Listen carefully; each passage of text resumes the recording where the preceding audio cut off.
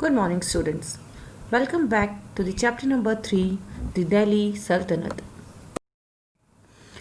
In this video, we will study about the important Sultanate development, and here are the subtitles.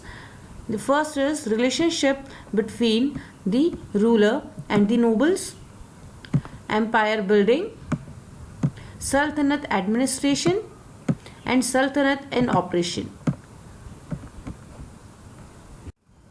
Now let's start with the relationship between the rulers and the nobles. As we have seen in our previous video that there was no clear rule of succession during the period of Sultanate. Anybody can sit on the throne after the death of the Sultan, and the best example was slave dynasty.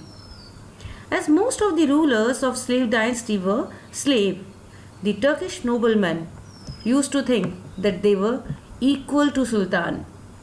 The Chalgani were a group of powerful noblemen who enjoyed high administrative position under Iltutmish. Earlier, they were Sultan loyal supporters.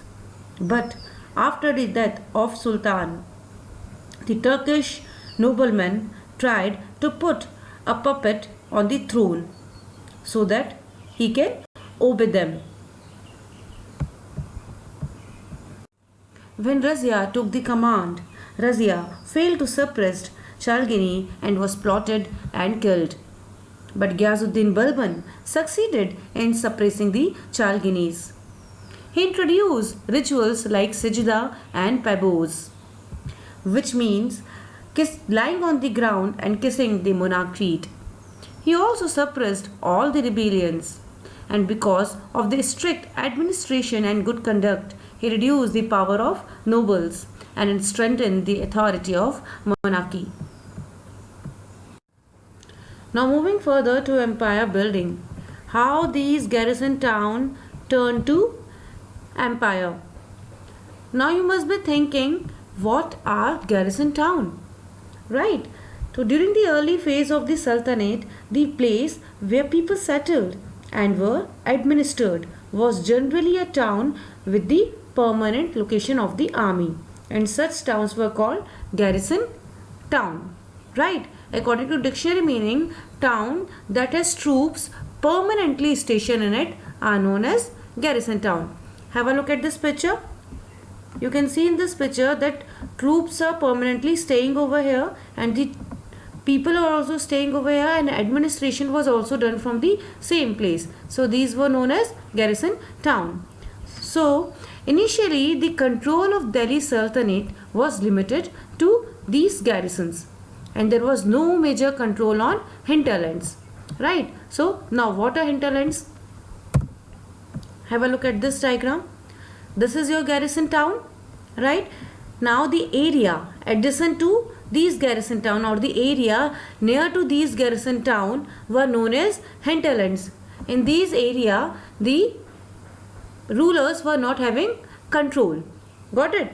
So now to grow these garrison, the Sultan need crops and other materials.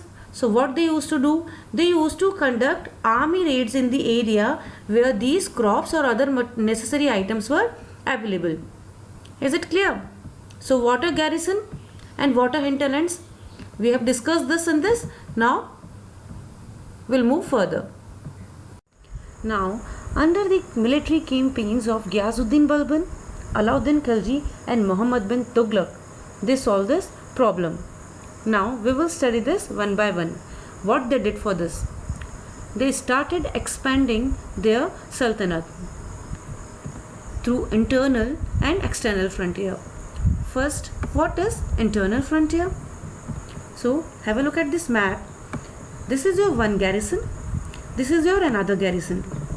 And the area between these two garrison, right? The area between these two garrison is known as internal frontier. So what they did? Under the command of Balban, they cleared Ganga Jamuna Do. Right. Second, what they did? Hunters, gatherers and pastoralists were expelled from their place. And land were given to the peasants and agriculture was encouraged. Now what do you think? They have given this land free of cost? No, they used to take tax from the peasants. And troops were posted in new towns. Now why they were posted? They were posted to safeguard the trade routes and help easy passage for the Sultan troops. Is it clear now what is internal frontier? Now let's talk about external frontier.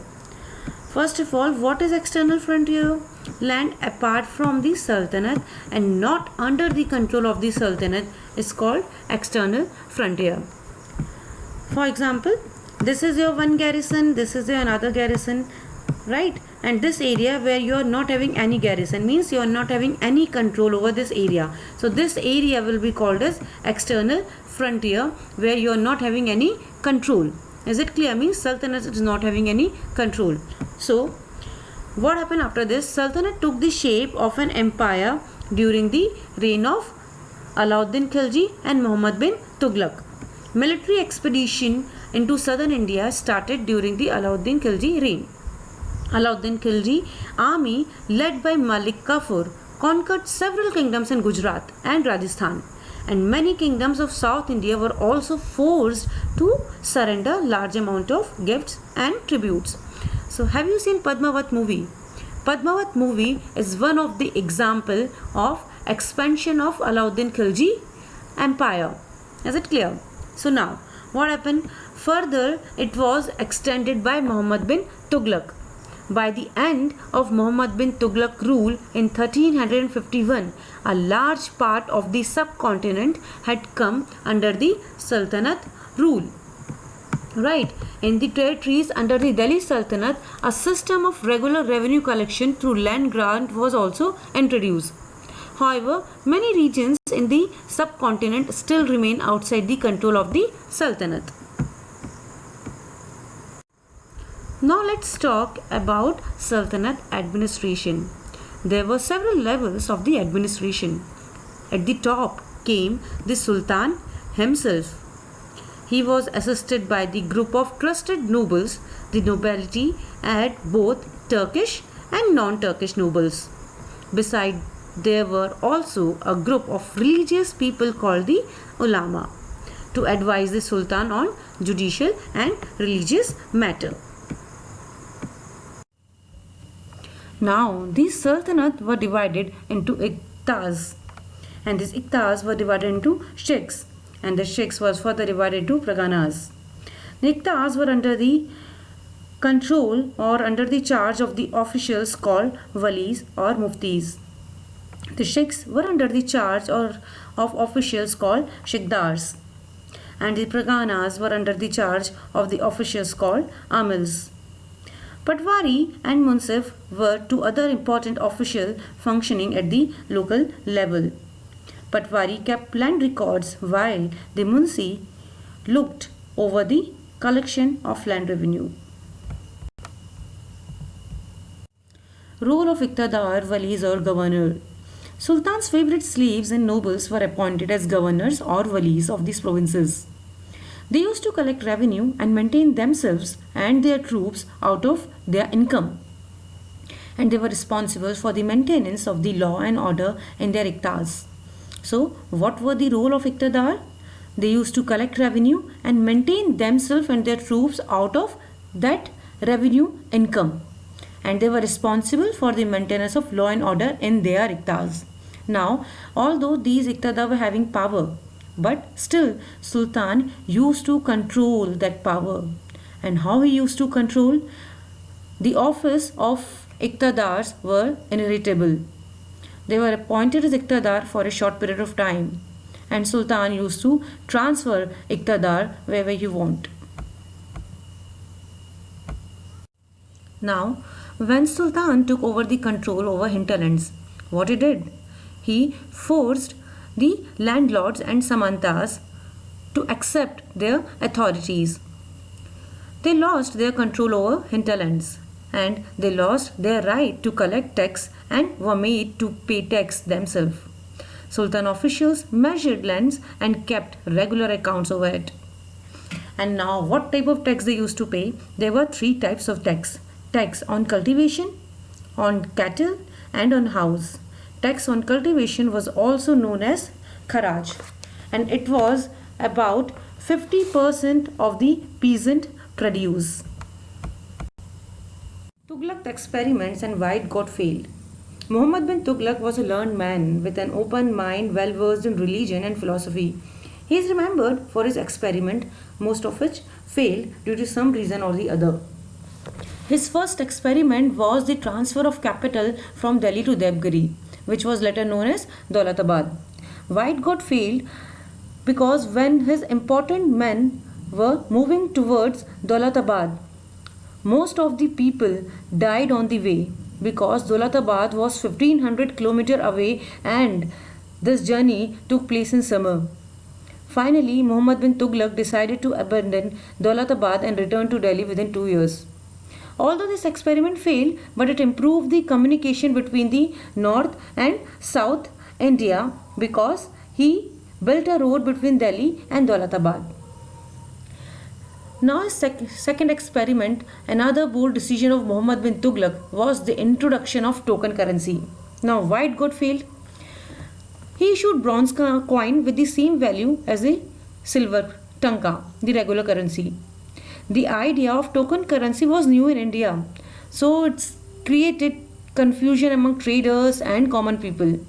And people started forging the new coin freely, and the government failed to prevent this crime.